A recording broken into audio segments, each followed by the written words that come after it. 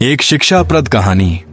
एक राजा ने किसी बात पर खुश होकर एक व्यक्ति को यह अधिकार दिया कि वह सूरज डूबने तक जितनी जमीन का दायरा पूरा कर लेगा वह जमीन उसे दे दी जाएगी, और यदि वह दायरा पूरा नहीं कर सका और सूरज डूब गया तो उसे कुछ नहीं मिलेगा।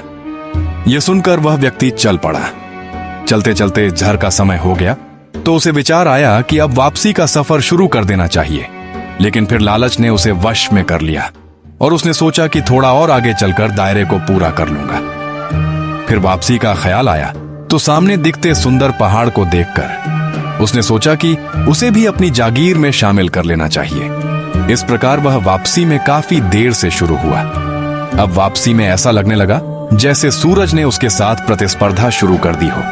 वह जितना तेज चलता सूरज भी उतनी जल्दी ढलता हुआ नजर आता था। आसर के बाद तो सूरज ढलने के बजाय जैसे पिघलने लगा था।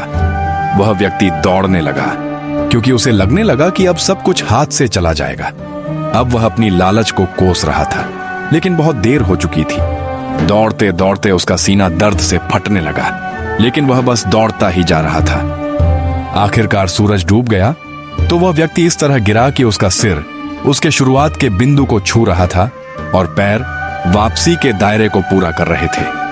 इस तरह उसकी लाश ने दायरा पूरा किया। जिस जगह वह गिरा था वहीं उसकी कब्र बनाई गई और कब्र पर एक शिलालेख लगा था जिस पर लिखा था, इस व्यक्ति को बस इतनी जमीन की आवश्यकता थी जितनी जमीन उसकी कब्र की है। अल्लाह पाक ने भी इस ओर इशारा किया है, वल अस्र इन्नल इंसान लफी खुस्र। सूरा अल असर। आज हमारे दायरे भी बहुत बड़े हो गए हैं।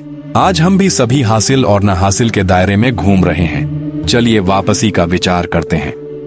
अल्लाह पाक हमें मौत से पहले मौत की तैयारी की तौफीक दे और अच्छा अंजाम दे। आमीन।